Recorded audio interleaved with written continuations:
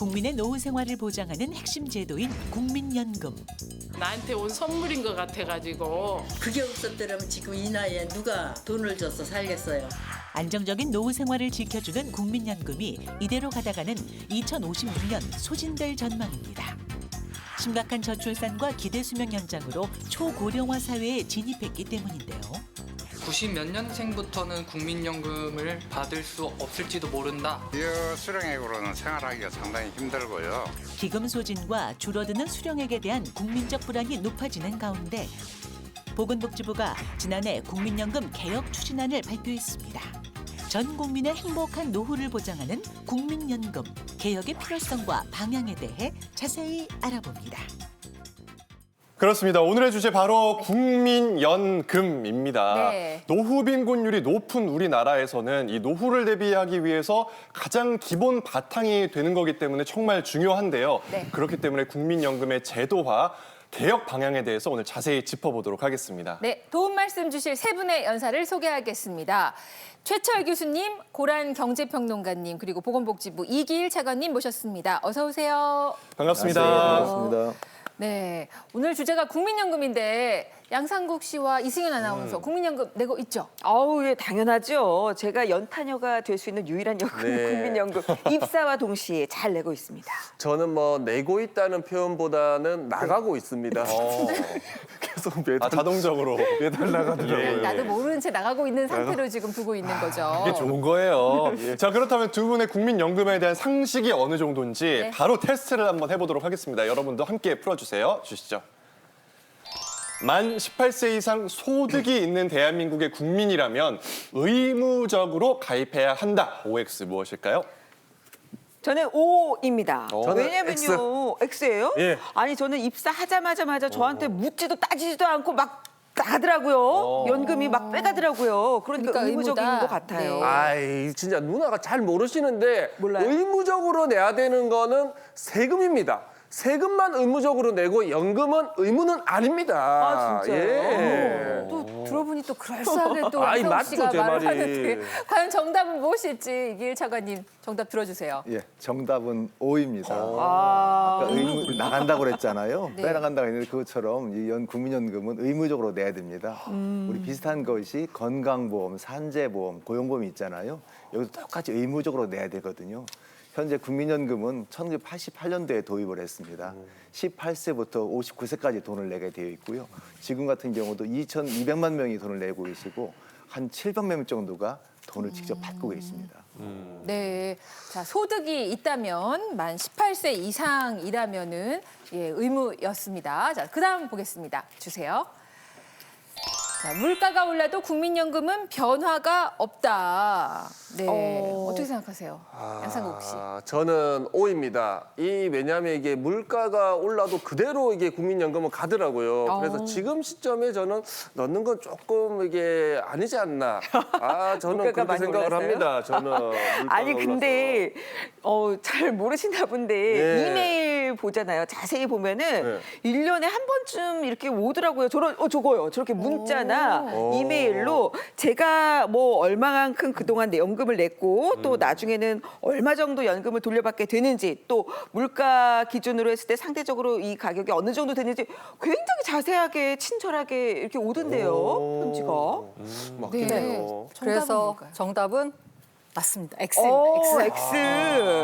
물가가 오르면 국민연금도 오릅니다. 이 국민연금은 국민 노후를 대비할 수 있는 최후의 안전판이잖아요. 근데 예를 들어서 10년 뒤에 받는 연금이 지금하고 똑같다? 과연 그 돈으로 10년 뒤에 살 수 있을까요? 그래서 국민연금은 두 가지 장치를 통해서 연금의 실질 가치를 보장합니다. 먼저 소득 재평가. 연금액을 상정할 때에는 과거 소득을 연금 수령 시점의 가치로 재평가해서 연금의 실질 가치를 보장합니다. 두 번째가 물가 변동률 반영입니다. 연금을 받기 시작한 이후에도 매년 1월 전국 소비자 물가 변동률을 반영해서요. 연금의 실질 가치를 보장합니다. 예를 들어서 올해 국민연금은 지난해 물가 상승률을 반영해서 2.3% 오릅니다. 그래서 아마 연금을 받는 수급자 약 692만 명이 1월에 2.3% 오른 연금액을 받게 되실 겁니다.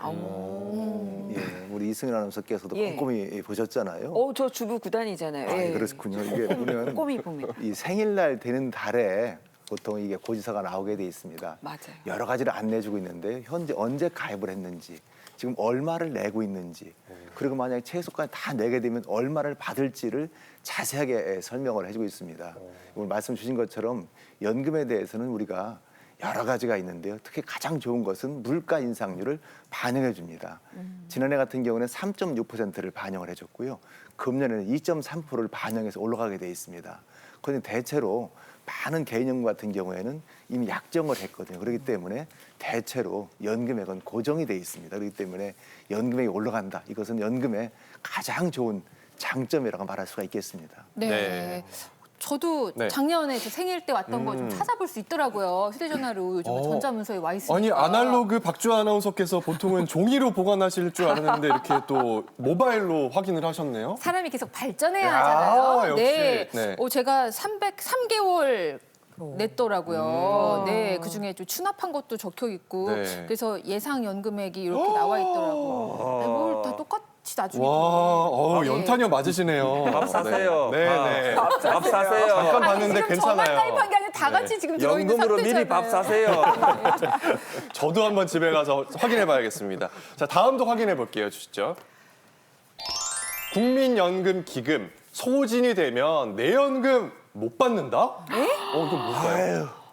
이런 얘기를 듣기는 들어봤습니다만 절대 이러면 안 됩니다. 있어서는 안 될 일이죠. 그죠? 국민연금 아닙니까? 우리 나라를 믿고 맡긴 건데 저는 이 절대 안 된다고 봅니다. 네. 그 나라를 제가 살릴 겁니다. 그러면 책임져야 됩니다. 최철 교수님, 네. 네, 정답 뭘까요? 정답은 X입니다. 다행이다. 국민연금은 우리나라 국가에서 운영하는 그런 공적 연금이기 때문에 국가가 망하지 않는 한 연금을 받지 못하는 그런 일은 없을 것입니다. 2008년 글로벌 금융위기 이후에 그리스가 국가부도를 맞이했는데요. 사실 그 당시에 그리스도 유럽연합 등의 그 지원을 받으면서 국민과의 약속인 이 공적연금을 일부 삭감은 했지만 다 지급을 했고요. 지금까지 그 세계 어느 나라도 공적연금을 운영하면서 지급을 못한 사례는 없습니다. 그리고 이 재정 운영 방식이 보통 두 가지로 나누어지는데요. 이 부가 방식과 이 적립 방식이라고 하는 것이 있습니다. 부가 방식이라고 하는 것은 현재 일하는 근로 세대가 이 보험료를 내면 그것을 바탕으로 해서 퇴직 세대가 이제 그 연금 수급을 받게 되는 것이 이제 부가 방식이고요. 그다음에 적립 방식이라고 하는 것은 이 보험료 원리금을 기금으로 적립을 해서 그것을 연금 지급의 재원으로 사용하는 것입니다. 우리나라 같은 경우는 지금 그 적립 방식인데요. 사실은 이제 적립 방식에서도 지금 그러니까 그 지급해야 될 금액과 그리고 또 기금으로 쌓여 있는 금액을 봐서 그게 비율이 일이 조금 못 미치면 그게 이제 다 적립이 안 돼 있는 그런 것이고 언젠가 이제 이게 그 재원이 다 고갈될 수 있기 때문에 그 고갈이 되면 다시 부가 방식으로 이렇게 전환될 예정입니다. 그래서 이거를 이제 부분 적립 방식이라고도 하고 있고 대부분의 선진국에서는 지금 이제 부가 방식을 많이 채택하고 있더라도 실제로 이 기금을 적립하는 것의 중요성을 이제 많이 받아들여서 또 적립금을 쌓고 있는 이제 그런 상황이기도 합니다. 네, 교수님 제가 잘 이해한 건지 모르겠는데, 그러니까 부가식이라는 게 사람들이 뭐 젊은 사람들이 나이 든 사람들 떠받치고 있는 거라는 표현 쓸 때 쓰는 그거가 맞는 거예요, 부가식이? 그렇죠. 지금 이제 젊은 세대가 노후 세대를 부양하고 있는 걸로 이렇게 봐야죠. 네, 알겠습니다. 자, 이제 마지막 문제 드리도록 하겠습니다. 주세요. 자, 국민연금 세계 3대 연금 중 하나이다? 3대 연금. 우리 국민연금이 좋다는 얘기는 들어봤습니다만 세계 3위, 3대 안 해야 된다는 소리는 처음 듣습니다. 예. 그 3대 연금이면 저희가 이렇게 뭐 개혁을 얘기할 필요가 없지 않을까 싶은데 저는. 어머, 예리하다. 3대는 아닐 것 같아요. 한 4대? 아쉽게 4대. 최 교수님. 네, 정답은 O가 맞습니다. 진짜요? 우리나라 국민연금은 1988년에 도입이 됐죠. 그 독일이 이제 1889년 우리나라보다 이제 100년이 앞서는데요. 우리나라의 이 국민연금이 그야말로 일본의 공적연금, 그 다음에 노르웨이 국부펀드에 이어서 세계 3대, 규모로는 3대 공적연금으로 성장을 했습니다. 최근 기준으로 봤을 때 700만 명 가량의 그 수급자 수가 있고요. 그리고 1인당 평균 65만 원을 지금 수령하고 있는 것으로 알려져 있습니다.